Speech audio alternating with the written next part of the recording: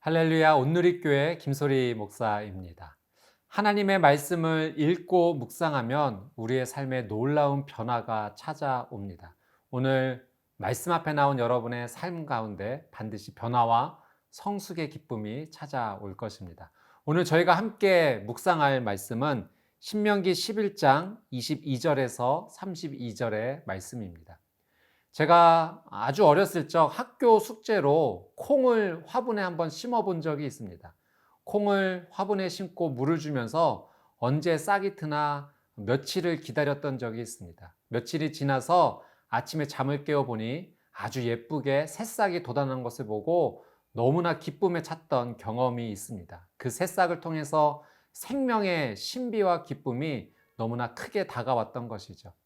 여러분, 말씀은 우리에게 주시는 하나님께서 주시는 씨앗입니다. 이 말씀이 우리의 삶 가운데 심겨질 때 놀라운 생명의 역사가 우리 삶 가운데 일어나게 되는 것이죠. 오늘도 그 기대와 소망을 가지고 하나님 말씀 앞으로 함께 나가겠습니다.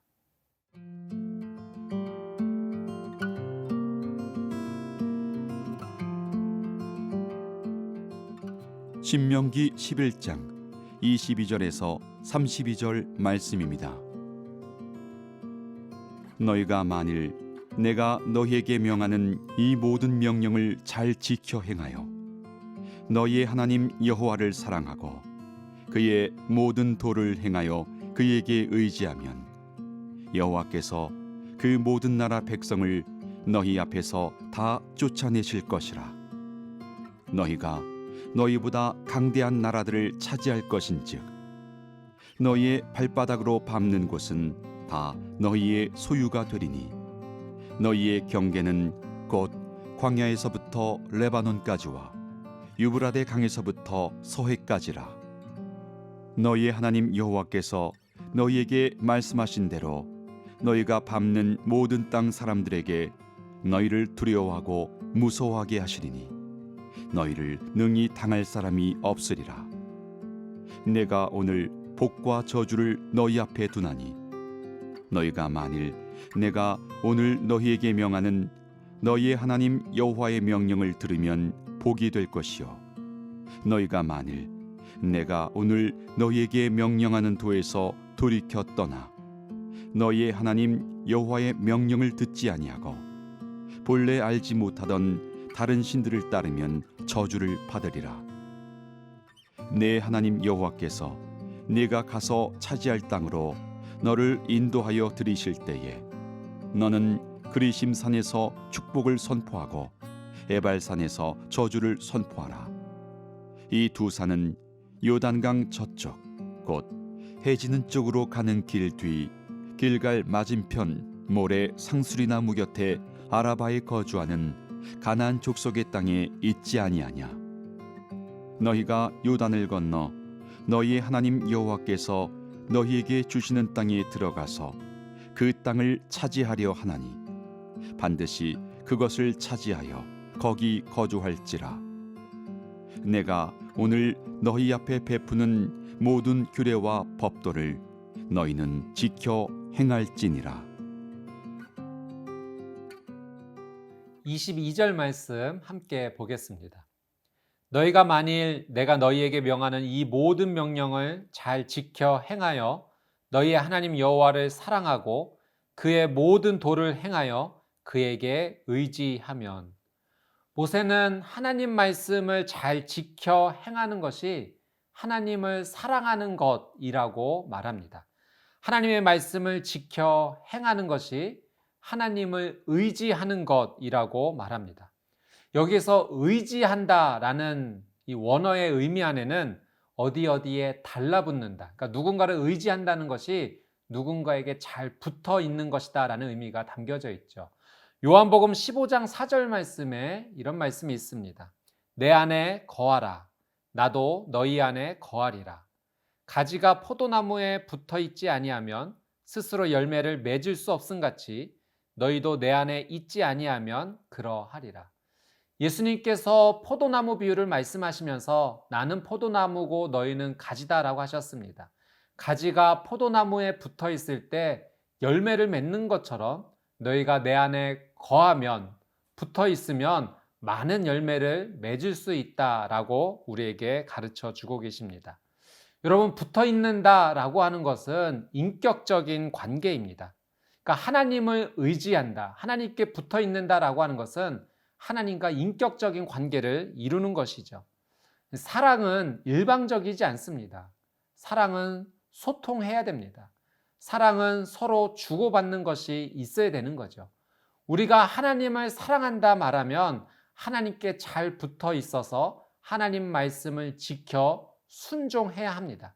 그렇게 하나님께 붙어 있고 의지할 때 하나님께서는 우리의 삶 가운데 우리가 생각지도 못했던 놀라운 열매의 은혜를 허락하여 주시는 거죠.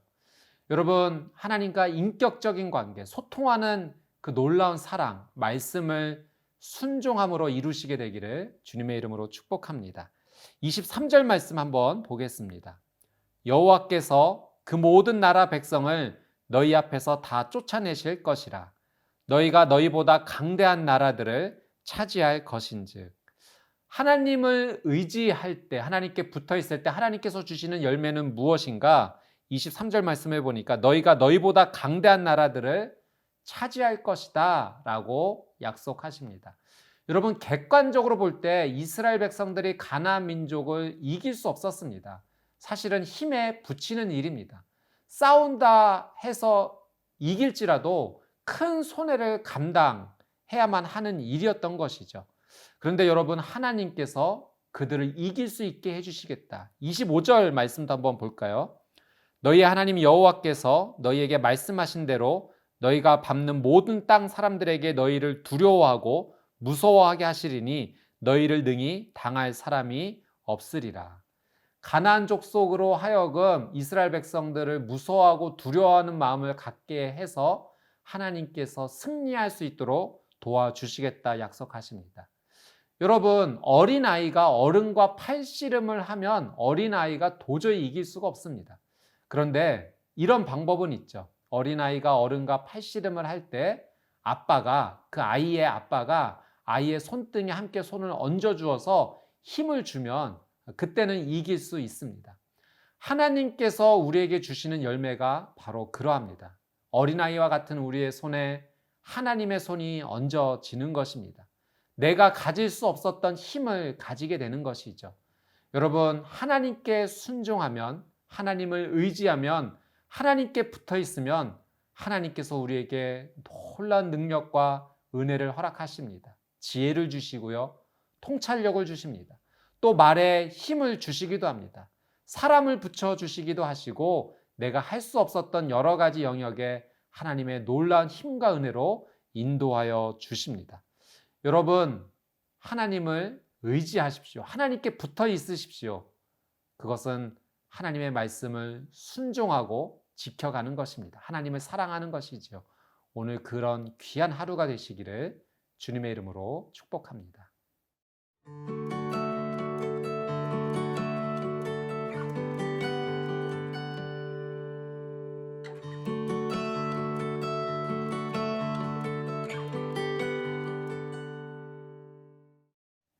26절 말씀 보겠습니다. 내가 오늘 복과 저주를 너희 앞에 두나니. 여러분 앞에 복과 저주가 있다면 여러분 무엇을 선택하시겠습니까?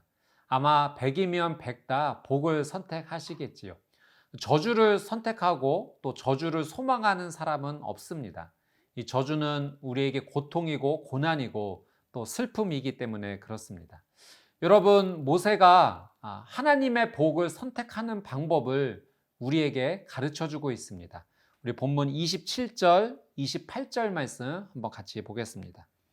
너희가 만일 내가 오늘 너희에게 명하는 너희의 하나님 여호와의 명령을 들으면 복이 될 것이요. 너희가 만일 내가 오늘 너희에게 명령하는 도에서 돌이켜 떠나 너희의 하나님 여호와의 명령을 듣지 아니하고 본래 알지 못하던 다른 신들을 따르면 저주를 받으리라. 복을 선택하는 방법은 하나님의 명령을 따르는 것입니다. 여러분, 하나님의 명령을 듣고 따를 때 하나님의 놀라운 은혜, 축복이 우리의 삶 가운데 임하는 것이죠. 여기서 하나님의 명령을 듣는다라고 하는 것은 우리의 귀로 듣는 것뿐만 아니라 또 한 가지 의미가 담겨져 있는데, 그것은 들음에서 그침이 아니라 들음을 삶에서 실천하는 것까지 포함하는 것이 하나님의 명령을 듣는다 의미입니다. 누가복음 8장 15절 말씀에 예수님께서 이 비유의 말씀을 해주신 것이 있는데요.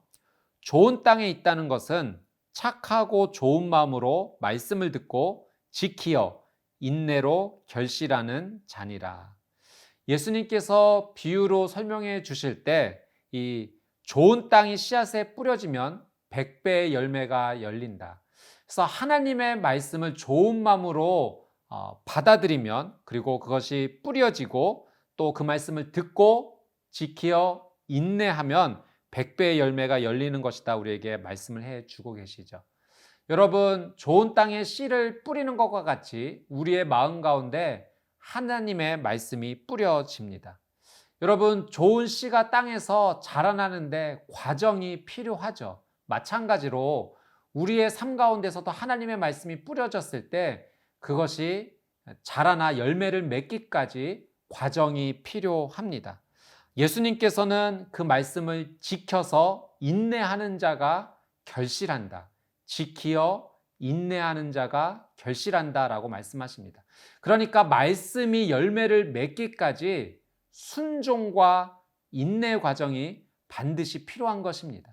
여러분, 농부가 농사를 지을 때 오늘 씨를 뿌려서 내일 나는 열매를 기대한다, 그렇게 말하는 농부가 있다면 그는 진짜 농부가 아니라 가짜 농부입니다. 마찬가지로 우리의 삶 가운데 하나님의 말씀이 뿌려졌다면 그 말씀이 열매를 맺기까지 여러분 순종과 인내의 삶이 우리의 삶 가운데도 반드시 필요합니다. 이 순종과 인내를 통과하지 않고서는 하나님의 풍성한 열매를 맛보지 못하는 것이죠. 여러분, 저주는 어떤 상황입니까? 이 저주는 축복의 길을 따르는 것을 벗어난 모든 상황이 저주입니다. 예를 들어서 식물이 자라나는 과정 속에서 햇빛을 거부하고 물 공급받기를 거부하면, 그것을 모두 다 거절하면 그것은 열매를 맺지 못할 뿐만 아니라 오히려 죽음에 이르는 상황을 맞이하게 되는 것이죠. 여러분, 우리가 하나님의 말씀을 듣고 또 순종과 인내의 삶을 반드시 걸어가야 하는 이유는 그 과정을 통해서 하나님께서 주시는 놀라운 은혜를 경험할 수 있기 때문에 그렇습니다. 여러분, 그렇기 때문에 우리가 하나님 말씀을 순종하고 인내하는 과정은 고통의 과정이 아닙니다. 하나님과 함께하는 놀라운 기쁨의 연속인 거죠. 모든 기쁨의 순간들입니다. 오늘 하나님의 말씀이 여러분의 삶 가운데 뿌려졌습니까? 여러분이 하나님을 눈여겨보십니다. 돌보십니다. 지키십니다. 뿌리 내리고 줄기가 솟아 열매 맺는 기쁨이 또한 찾아올 것입니다. 그 귀한 은혜를 누리시는 오늘 이 하루가 되시기를 주님의 이름으로 축복합니다.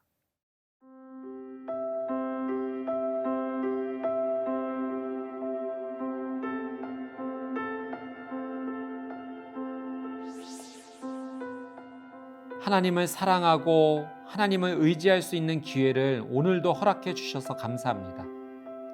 주님과 인격적으로 사랑할 수 있는 관계로 인도하여 주시고 예수님께 꼭 붙어 있을 수 있게 하여 주셔서 감사합니다. 하나님 말씀을 소중히 마음에 품고 순종과 인내로 주님과 함께 걸어가는 하루가 되겠습니다. 주님과 함께하는 이 모든 시간이 축복입니다. 나를 사랑해 주시는 하나님의 따뜻한 손길을 느낍니다. 주님과 함께하는 이 하루가 기적이며 또한 은혜입니다. 때가 되면 하나님 주시는 풍성한 열매를 누리게 하여 주옵소서. 예수님의 이름으로 기도드립니다. 아멘.